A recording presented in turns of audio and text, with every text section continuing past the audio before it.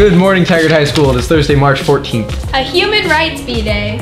Meetings and events for today include FCA at both lunches and GSA at 3:15 in room 221. After school study center at 3:15 in the library, and the activity bus departs at 4:30. SHH will continue selling bags of chips and salsa for $2 each at both lunches until they run out. So go on down and grab some because they taste like chips and salsa. 2019-2020 forecasting is open till March 22nd at 8 a.m. The lost and found is going to be cleaned out soon, so if you have any unclaimed items that might be there, you should go check it out and look for them because they will be donated to the Caring Closet soon if you don't. Now to the Career Center. Hey, it's Ella. I'm here in the Career Center. Did you know that there's a new job shadow event open for interior design? You should check in here to register. Do you need help with the PCC application?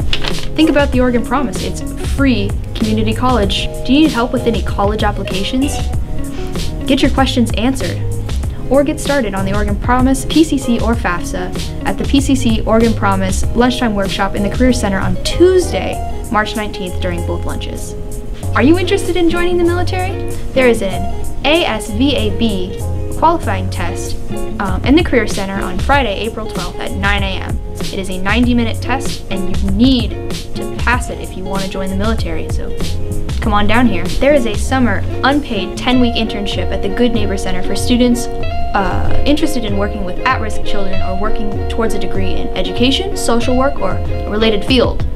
For more information, come to the Career Center. Now back to the studio. Now for the raffle.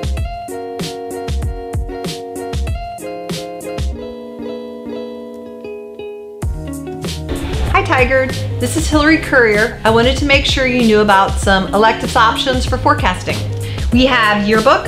In this class, we create the yearbook by taking photos of events, creating a page design, adding captions and a story. We have publications. In this class, we create and print the online newspaper and the print newspaper. We spend a lot of time interviewing and writing stories. And finally, we have Tigard Today, where we create the weekly show and we work on bonus content as well. Tigard Today requires a tryout in the spring, and yearbook and pubs require instructor approval. I'm the instructor, so don't be afraid to come see me to let me know that you're interested in one of these classes. Thanks a lot, Tigard. Hey guys, it's Mr. Swindle here. I want to talk to you about two new classes that are going to be available for you next year. First of all, it's Community Improvement Through Construction. Kind of a long name. Pretty simple class. It's going to be a woods-based class where we learn how to do some woodworking projects as well as the fundamentals of wood-based construction.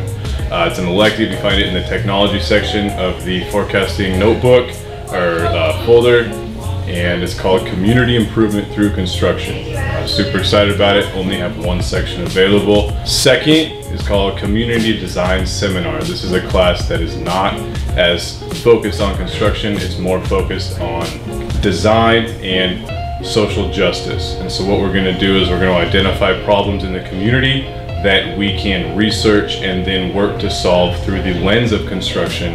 And so we'll still learn some woodworking skills, but the overarching theme of this class will be to solve some sort of problem within our own community. All classes are going to be taught out of the wood shop that's new next year, and classes are open to anyone interested, sophomores, juniors, and seniors, and just really want to try and get as many kids as we can so we can have the class and be a lot of fun. All right, thanks. I'm Tristan Shugar, and I'm a senior here at Tigard High School. And I'm Fred Holtz, the IB psychology teacher here at Tigard High. And we're here to talk about the HR assembly and kind of what that'll do for the community here at Tigard High School. And a lead off of that is why do you think the HR assembly is really important? What it's doing differently is having students from our school talking to students in our school rather than having somebody come in from the outside. And that's important because kids might be able to relate to it more? I think so. I think what they're going to see is their peers, people that they've seen in the halls and in their classrooms, telling stories that are pretty personal and a little bit difficult. And the audience is going to feel that sharing of things that aren't usually talked about.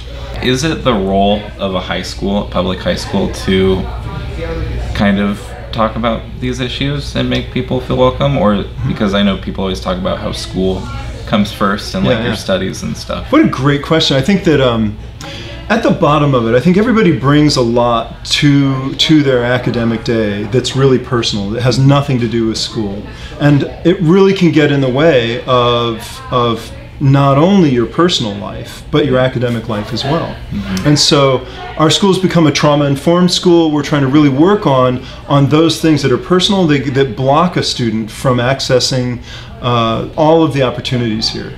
And some of that is stress, and some of that is the feeling of anxiety that people have. And I think that if you ask students about whether they're having a really relaxed time at school or not, there's a lot of students who are pretty stressed out here. And so I think that being connected up a little more is really going to target students who are feeling anxious and feeling like they're having a bad time at school.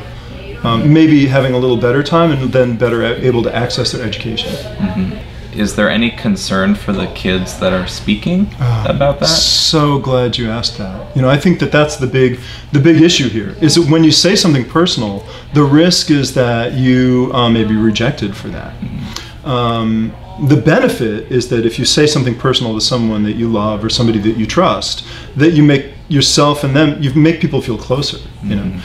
So, and the other risk in this is that by opening up the idea that maybe everybody has some pain, everybody has some story to tell, students may feel kind of threatened by that.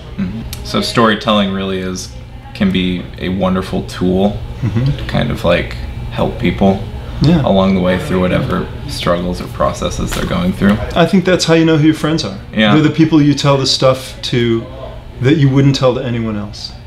And what we're having here are some really brave people telling their stories to everyone. And hopefully what'll happen is that other students will say, you know, if these brave students can talk to an entire class, I can talk to my best friend about this. Thank you, Mr. Alt. Thank you. What a great interview. Thank you. That's all for today, Tigers. Have a great rest of your day, and be sure to check out our YouTube channel for bonus content.